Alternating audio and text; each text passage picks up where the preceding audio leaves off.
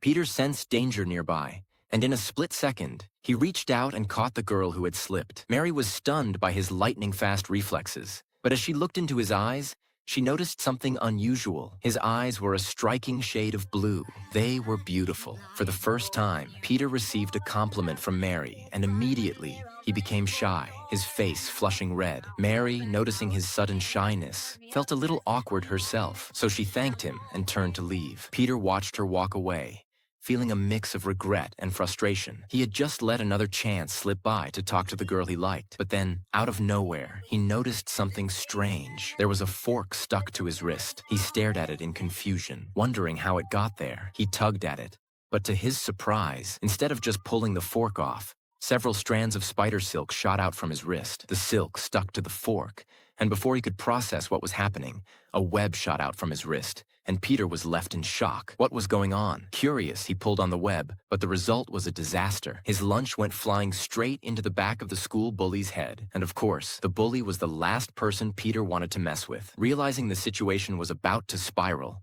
Peter quickly jumped up and bolted out of the cafeteria. The bully turned, eyes blazing with fury, staring in disbelief. He couldn't believe that Peter, the shy, quiet kid, had the guts to make a fool of him in front of everyone. Peter rushed out, but as he glanced down at his wrist, he knew something was wrong. He could shoot webs now. He was different. As he gathered his things and tried to leave, he heard the bully storming up behind him, looking pissed. Peter's heart raced, and just when he thought he could escape, something even stranger happened. Peter's hearing, his senses, sharpened. He could hear everything, the smallest movements, the tiniest sounds echoing around him and his body. It felt like it was reacting before he even thought about it. The bully lunged at him again, but Peter dodged with ease, almost like he was dancing around the punches. The bully got angrier, throwing more punches, but Peter dodged every single one, his reflexes on another level. Even Peter couldn't believe what he was doing.